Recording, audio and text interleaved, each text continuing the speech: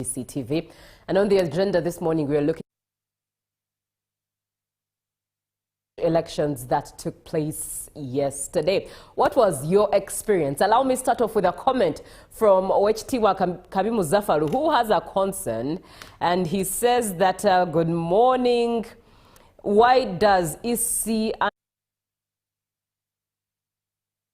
the way it was yesterday, where we had to queue behind candidates, yet these are the very leaders that we are staying with 24/7, and we were voting for them by choosing sites, evidently so, especially for now things like Kampala that he did witness. Why indeed was such a system chosen to vote for our leaders?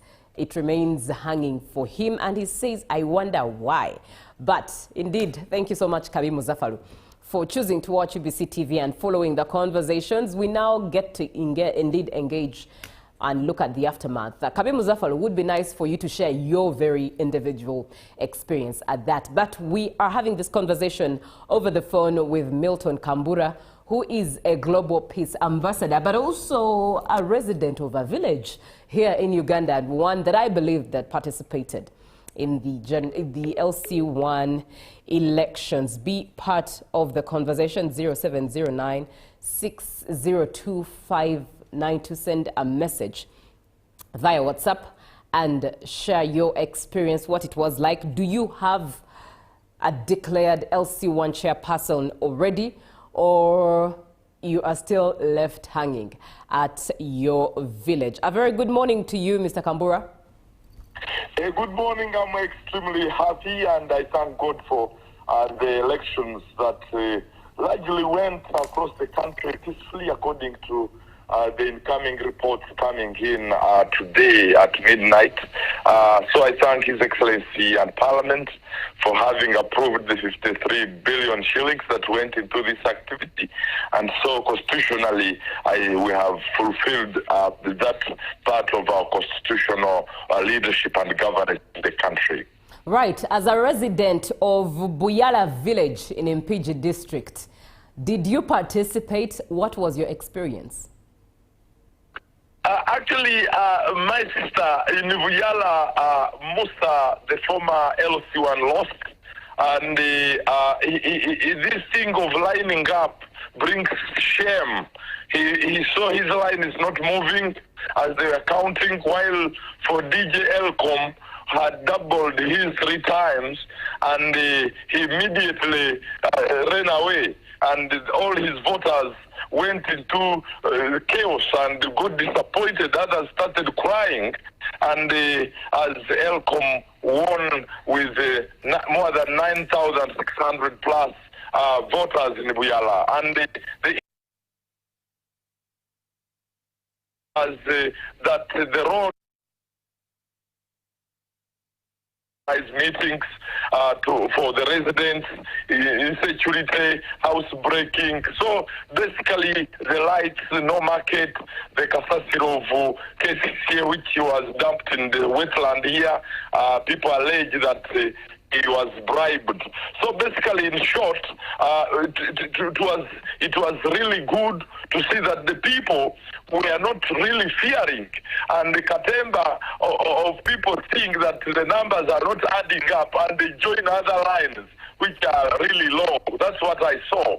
I want to tell you that I think going forward, as the Global Peace Service Ambassador of the country, and I represent 52 nations across the world, I think I'm going to recommend that we actually make electoral commission get more money, get more funding to facilitate a process of secret ballot in these LOC1 elections across the country, because some reports are coming in of several people who have really died during the process of counting. Others, depression. People are sick with pressure, and so you just see it. So having secret ballot is very, very paramount to prevent such a kind of chaotic occurrences during and even after elections. But largely, my sister, the 70,000 LOC centers across the country and more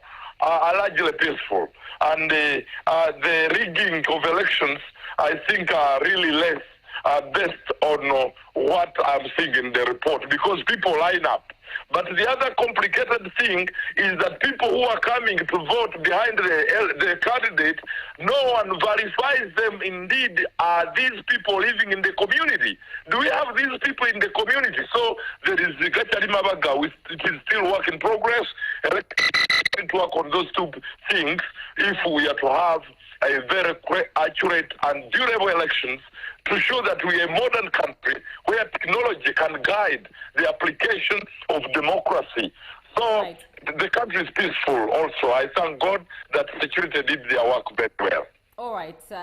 Indeed, I believe, well, we could go with the fact that they were verified in the register. They registered their names and verified, and were still verified yesterday as they came to queue behind the candidate of their choice. Very interesting that now DJ Ericom is the LC1 chairperson of that side. Didn't think that he was that interested in politics, but it's good news to know that he's now serving his community. All right, now the election is over. Today is the 29th. It's a morning. It's a brand new day. What is the mood? What have you observed since you woke up? Is there tension? Is there excitement? What's the mood like at your village? No, the people are back at work. Right. My sister, people are at work. People are happy.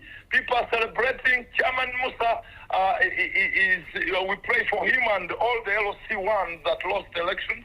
Largely, most of them also lost elections because they had taken these offices as their personal properties.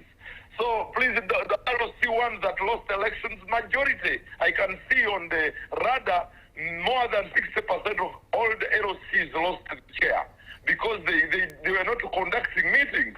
They were not supervising government programs well. And my sister, the population wants an educated LOC1. So as much as the president is still studying the situation on qualifications, the people are telling him, are signaling to State House and the government of Ugandan Parliament that a reform has to be taken to the fact that an LOC1 must be someone with at least an S6, just like an MP. So the people have commanded and are really telling us that please, we want educated people. DJ Elcom has I think a master's degree. He's a talented young person. So many LOCs I'm seeing on my report, more than 50% of the new LOC1s and their members on the Kachiko have minimum of S6. Some of them have degrees in different disciplines. So it's a reform that we need, that LOC1s must have, even if you say S4, that's fine. We can begin from there. Right. So I want to say the country is peaceful, and security, UPDF, Sana, police force, Uganda police force, thank you. At least you did a good job across the country. This is the first time Uganda is actually having the election that did not have too much rigging and too much chaos and too much political intolerance. At least I saw it, and the report is here, and I wish all other elections of MPs and for the presidency are like that. These poor people on the ground, the one we call uneducated, are now the one educating. Our report will actually shine at the United Nations and also in the United States and other countries to show that at least the LOC1 was the reflection of what Ugandans wanted. All right. Now, looking ahead, now that we do have new LC1 chairpersons, the likes of DJ Ericom, who are the elite in this case, the likes of Solomon Seranja, who won Bamutakude village in Mukono, what do you think lies ahead of them? And altogether, all LC1s that are now became the elect LC1s in their village, in their villages, what task lies ahead of them starting today? starting right now, what I'm seeing is that business, it's no longer business as usual. What I'm seeing are meetings, regular meetings with communities. I'm going to see a lot of knowing the residents, having databases of the people in each person's village. These ones have been sleeping with stamps and collecting money around and conniving with the thieves of land, and you know that they were comfortable. You understand? They had overstayed also in these chairs. Another thing I'm seeing ahead is more peace and stability and security. I am seeing more reduced housebreaking and crime and domestic violence, because these LC1s love work. They love to work. They are going to visit each home, and literally they are going to be monitoring the peace and stability or in families, in people's homes. I'm seeing a lot of environment going to be defended, because LC1s are going to now deal with the people who masquerade and go into swamps, building into swamps. I'm going to see more of government working hand in hand with the local system to deliver PDM effectively. So I'm also going to see corruption reducing. That's what I'm seeing, because this team seems to have been voted beyond political parties. The villagers did not want to see those things. And so Ericom, yes, is a noob, but largely even 90% of NRM members in Buyala voted for him. So that signals a lot to President Museveni and the NRM and NUP and all those people, that the local people know what they want. They still believe in a democracy based on character, but also competence. So I'm seeing a bright future through leadership that we must put on the ground, because that's the base of our leadership. That's the best to guarantee a $500 billion economy by 2040, but also a tenfold economic growth.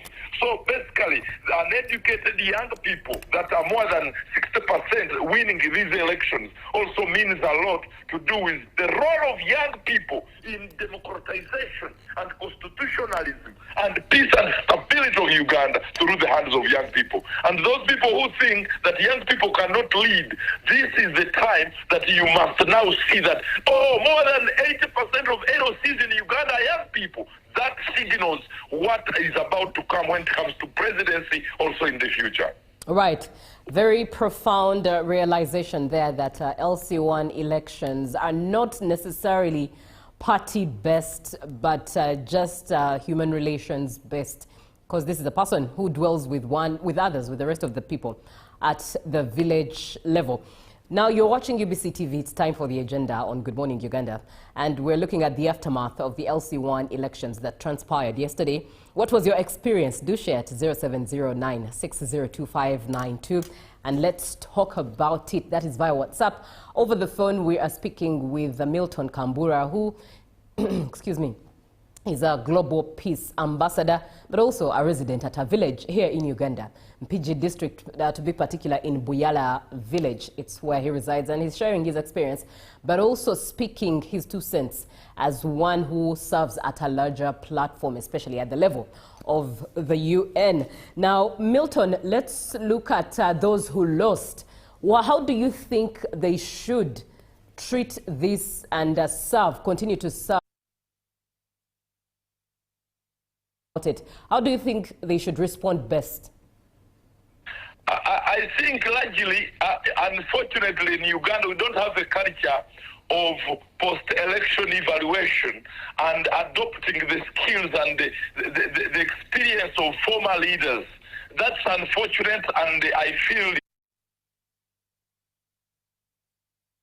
those people suffering. I see them being isolated in community. So it's a bad culture of Ugandans of really disrespecting our former leaders. It happens. And so I feel they are going to suffer. They are going to be told, he messed up our village. That's what I see, and it's not a good culture. Yet Africans, we embraced change in a good way. There was a need to bring them to be on the kachik of advisors. Nobody's going to do that. So when I read the report and the teams across the country reporting to our office, I see most of those former LOC ones, somehow the government need to use their experience, need to use their wisdom. They need to use, some of them are good, and I think they can serve at district level, they can serve in the local government, but largely Ugandans are not good in embracing former leaders who had messed up the future of their children. So corruption, most of them of government, they don't track performance of leaders on the ground, yet they determine and influence the vision of the country going forward. So I think the president, when we meet with the president, I will be able to share with him how we can really tap into the energies and skills and vision and experiences of former members of parliament, former ministers, former local council leaders, former MPs, so even diplomats, us as diplomats, all this is wealth, prosperity, stability, and grassroots community organization and transformation. So that is what I can say. It's unfortunate. Most of them are going to suffer. Most of them are going the trauma with their families, hiding from the crowds and the community members. Oh, right. Thank you for that picture that you've painted. One that we rarely think about if you dig deeper into the reflective side of things, but actually very important. And I do appreciate you, Milton, for sharing that perspective. Highlights quite the depth of things. Now, as a global peace ambassador, one of the things that I think you also understand is the fact that now that elections are done, as things flow at the village level, usually there are disagreements or conflicts, especially that come from one having chosen to stand behind a particular candidate. Sometimes it's when those who have been voted into office choose to use it against those who never voted for them. Or even families clashing because someone never stood behind. Of conflict here and there at the village level because of voting by queuing behind a candidate. As a global peace ambassador, how do you think now the new leadership and residents should handle this in a diplomatic manner, a manner that allows Ugandans to move forward at their village residences than being stuck in a bubble of enmity? My sister, you are really touching the tail of the lion. It will eat you. Generally speaking, this is something Electoral Commission would have thought long before even organizing the elections. They would have actually asked each village to actually provide some logistics, at least boxes and basins and papers, and people vote by... at least people are educated now in Uganda. So lining up of people is leaving conflicts in the communities. Silent but very significant conflicts. They may not be felt right now, but in future as we move forward, enmities to do with a former LOC1 conniving with the thieves and gangs to go on their behalf, revenge on those particular families and friends or people that had eaten their money promising to vote them. So our Global Peace Foundation across the country that's the work we are doing. We have deployed very many peace ambassadors and community organizers to make sure that they preach peace in communities. And that's the work we have been doing in Kenya to avoid the post-election violence during Raila and Mike Kibaki's time. And so we had to make sure a new constitution, like we prepare the country for a new constitution. In Uganda for 16 years, that is what we have been doing before and after elections to make sure Ugandans remain peaceful and transformation. That's the work we are doing right now to make sure that each village, each cell has a peace, a community peace ambassador to make sure they preach peace, they harmonize, and make sure that the current and the former LOC1 and his community unite together and move around the village celebrating the victory together. That's the work we are likely going to be doing for 2-3 months. And so, but with the limited budget of the Electoral Commission, we need to support them. We need to compliment on their work. And I call upon all Ugandans that Bob Wine sang that song, that politics should never divide us. We are one family, one Uganda, one family under God. So we cannot dismantle the very foundation that took us to a war, a liberation war, to get out of those things of the past, bad leaders, and again bring back anger, revenge. Yet we can way for social cohesion and stability, and so businesses can be safe, investments can be safe, tourists can be safe, our government public services like roads, hospitals, the electric tolls, and there was the children, the army can be safe while they are serving our country. So, my sister, what you are touching right now is the recommendation that is going to be in our report that going forward we should stop this thing of lining up. It causes, it threatens, it brings threats to every Ugandan. That after voting, will you reach to your home? Will your family be safe? Because there is a lot that these LOCs have in their communities as interests against the very reason why the Constitution gives them the power, that is Article 180, the subsection B, up to 101. Those are all constitutional frameworks that are given to the local government, LOC1 structure. So in the nutshell, I want to see that the government of Uganda embraces the peace of Ugandans, the love of Ugandans. I've never seen Ugandans that are laughing like Ugandans. So please give them an enabling environment where their cultured beliefs of unity and diversity as power to create a policy that can guarantee their peaceful election and also safety after elections.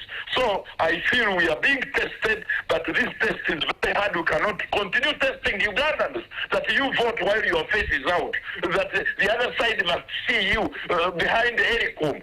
Then Musa will say, that man also doesn't love me. Okay, tomorrow you will see. Even his family will attack the other family. But this is part of the reports I'm seeing, and we have lost a few people. Like in Kamuri, we lost some few people, Mbale, in Jinja, and some reports are continuing to come as a result of this lining up. So basically, it brings anger to see that you are losing. So what do? You go for those significant families that influence the election and attack them at night, break their cars. That's a few incidents police is reporting, and you can see from their radar from Naguru police center. So basically, in conclusion on this matter is that we need an immediate reform. Why should MPs talk about their salaries and their expensive cars, 300 million shillings for cars, when LOCs are not paid? This thing of bribe telling them, which are paying you 10,000, let's stop. How can an LOC one? Now we have elected educated ones with degrees be paid 10,000. But if you do not facilitate them well and their structures, they're going to connive with the thieves in this country and sell Uganda. That's what you want them to do. Don't tempt the devil. The devil remains the devil. So do not tempt our children, the thieves, the corrupt, and then you say, hey, corruption is not going out from Uganda. And then I see one really in the 21st century, you deploy somebody with 10,000 shillings and a stamp. It's like how Idi Amin and Obote did it. You gave somebody a gun with 100 rounds of ammunition, and you think he will keep peace. There is no salary, no training, no culture. He's going to lay a blood block and steal people. That's what we are trying to tempt with these people. So let's give them a salary of 500,000 shillings, then give them the stamps, then give them a training in Chankwanzi, and then deploy them to do their mandate as guided by the Constitution of Uganda, but also the ethical standards and principles of leadership. They will do a good job. They will monitor PDF, they will report, they will monitor our tourists, they will monitor the peace and security. They will do a good job. But this thing of thinking they will be there, no, it will not work. Right. Now, looking at those who lost in the election, or those who feel that there was a lot of unfairness, how do you think they should seek redress moving forward? These candidates who lost, they are not educated. They are not educated, my sister. They don't know where to go. And largely, most of them would have gone to the court of law with evidences that I was cheated. But you know, my sister, gathering such evidence is very hard. I've told you one, the people that are lining up, no one verifies their faces. So long as they have their national ID and they are in the book of the village, remember they registered them a week in the register. And where do they live? Nobody wonders. Even the Electoral Commission did not have such a kind of framework to only allow people who are in the village. So nobody on the both sides of the candidates was on the line verifying that nobody. So we have NUP, we have NRM, we have all these political parties very ignorant about how to safeguard elections in the country. They only wait for the final verdict that so-and-so has won elections. So to see an NOC1 who has evidence to the fact that the people who voted are not people from the village, but just people who got registered yesterday and they came with their national ID. So the court may not have very significant solution to that, but the Electoral Commission going forward as a recommendation that the people who are in the register must reflect physical evidence that they have homes and they are part of the families and children living in the villages. So here is a NOC1 who well prepared his 500 people, villagers from other communities and relatives from other parties of the country, brought to them in the village to come and vote. That's what literally happened across the country, and I'm seeing it in the report again, reflecting an issue like that. So going forward, the court may not help, for constitution, for court issues, to report to police or to report in court and get rightful judgment in their favor. It is very hard in this situation. It is not like for MP or presidency where a candidate has valid and physical evidences. No, this one it is hard to conclude, to have evidences. Because here in Buyala, I saw one of the candidates actually bringing the Kasasiro boys, claiming that now these Kasasiro boys on the vehicles of KCCA are residents of where? Of KCCA. But fortunately, they did not have national IDs. Right. So we pray that that needs to be improved, my sister. All right, so you are watching UBC TV. Good morning, Uganda. It's time for the agenda. And this morning we are looking at the aftermath of the LC1 village elections. What was your experience? Do share to 0709 602 592. Over the phone, we do have Milton Kambura, who is the Global Peace Ambassador, but also a resident in a village here in Uganda, Buyala to be specific, in Impigi district, and he also did vote and is sharing his perspective from the two angles that are the two vantage sides that he gets to stand as a resident but also as a global peace ambassador. Milton, I've been doing a bit of math here with 500,000 Uganda shillings being a payment for each LC1 chairperson, just the LC1 chairperson alone, and the math leads me to about 35 billion Uganda shillings thereabout to be set aside to make sure that each LC1 chairperson is paid a salary of 500,000 Uganda shillings. That is per month, 1 month alone, 35,000 Uganda shillings, 30,000 billion. to cater to that. Do you think that Uganda perspective?